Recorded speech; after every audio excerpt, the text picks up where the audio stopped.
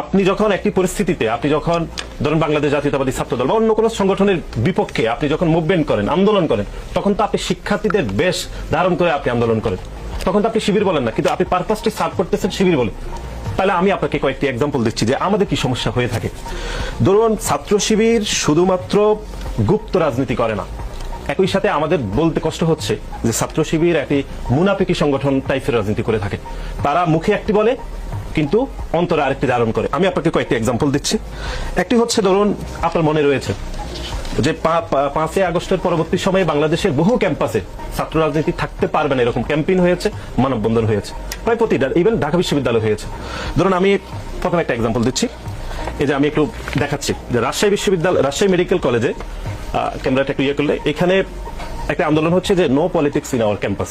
ঠিক আছে, এখানে একজন ভাই মাইক ধরে তিনি আন্দোলনের নেতৃত্ব দিচ্ছিলেন। আমি একটু দেখাচ্ছি। সেকেন্ড ছবিটা দেখেন, আমাদের সেক্রেটারি জেনারেলের সাথে ওনার গত বছরের ছবিও কিছু প্রমাণ করেন। আমি পরেরটা দেখি। গত বছরে সে ভাই রমিস মুত্তাকিন ভাই ছাত্র শিবিরের রাজশাহী মেডিকেলের সভাপতি হয়েছে, কিন্তু সভাপতি হওয়ার আগ পর্যন্ত তিনি কথিত শিক্ষার্থীদের বেশ ধারণ করে রাজশাহী মেডিকেল কলেজে ছাত্র রাজনীতি থাকতে পারবে না বলে তিনি 1 বছর ধরে টানা ক্যাম্পেইন করেছেন। এটা হলো মুনাফিকি চরিত্র এক নম্বর এক্সাম্পল দিলাম আপনাকে দিয়ে। এবার একটু ঢাকাতে আসি। ঢাকার তিতুমির কলেজ খুব বিখ্যাত কলেজ, সেই তিতুমির কলেজেও 5 তারিখের পরে ক্যাম্পেইন হয়েছে।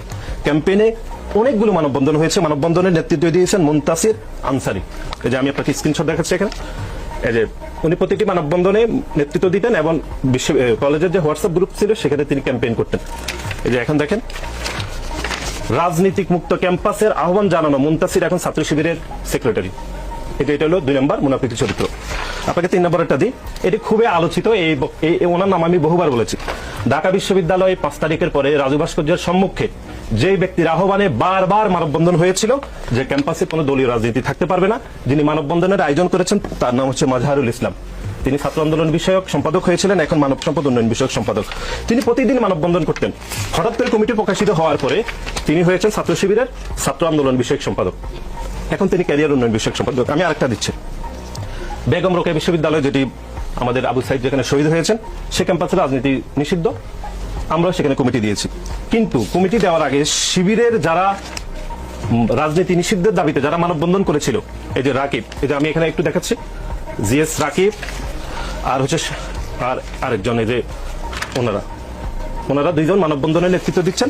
পরেক্ষণে যখন ছাত্র শিবিরের সেখানে কমিটি হয়েছে, সেই 2 জনই এখানে সভাপতি সাধারণ সম্পাদক হয়েছেন। সভাপতি হয়েছেন সুমন, সেক্রেটারি হয়েছেন রাকিব। এরকম অসংখ্য এক্সাম্পল আমরা দেখাতে পারবো। এই যে আমরা জাহাঙ্গীরনগর বিশ্ববিদ্যালয়ে দেখাতে পারবো অনেকগুলো। এগুলো হচ্ছে ছাত্র শিবিরের একটা মুনাফিকি রাজনীতি, যেগুলো করে তারা সাধারণ শিক্ষার্থীদেরকে বিভ্রান্ত করছে গত 2 বছর ধরে যে রাজনীতি থাকতে পারবে না। যারা মানববন্ধন করেছে, মিছিল মিটিং করেছে, সাধারণ শিক্ষার্থীদেরকে বিভ্রান্ত করেছে, তারাই পরক্ষণে ছাত্র শিবিরের সভাপতি সাধারণ সম্পাদক হয়েছে। আমরা বলছি সেটাই আমাদের জন্য সমস্যা। আপনি 2 বছর ধরে কেন আপনি বলতে পারলেন না আপনি ছাত্র শিবিরের প্রতিনিধিত্ব করেন? আপনি কেন সাধারণ শিক্ষার্থীদেরকে বিভ্রান্ত করলেন? কিন্তু বিভ্রান্ত করার পরে আপনি কেন আত্মপ্রকাশ ঘটলেন? আমরা বলছি সেটাই আমাদের একটি সমস্যা হয়ে যাচ্ছে। আমি একটু এটাতে আসবো। মাঝখানে আমাদের মধ্যে যে ইয়েটা ছিল সেটা আমি আপনাকে যদি একটু দেখাই। এই যে মেহেদী সজীব, তো উনি এই যে যমুনা টেলিভিশন আমাদের ডিবেট প্রোগ্রামে তিনি ভিপি প্রার্থী হিসেবে সেখানে এসেছিলেন। উনি ভিপি দাঁড়িয়েছেন এবং তিনি এসেছিলেন এই যে আমাদের পোডিয়ামে তিনি দাঁড়ানো, এই যে এরকম পোডিয়ামে, এবং আমার সাথে বেশ কয়েকবার কথা হয়েছে। আমি একদম পরিষ্কার ভাবে বলছি, সেটি হচ্ছে বাংলাদেশের প্রতিটি ক্যাম্পাসে প্রকাশ্যে রাজনীতি থাকতে হবে। ছাত্র শিবিরের প্রতিটি কমিটি অবশ্যই প্রকাশিত হওয়া উচিত, এবং বিশেষ করে যে কথাটি অবশ্যই বলতে হবে, সামাজিক যোগাযোগ মাধ্যমগুলোতে ছাত্র শিবির এবং ছাত্র শিবির পরিচালিত যে সকল আইডি, বট আইডি, মিথ্যা আইডি রয়েছে, ফেক আইডি রয়েছে, সেগুলো থেকে ব্যক্তিগত আক্রমণ, ব্যক্তিগত চরিত্র হরণ, অশালীন রুচিকর যে পোস্টগুলো দেওয়া হয়, সেগুলো যদি বন্ধ হয় তাহলে অবশ্যই ঐক্য হওয়া সম্ভব।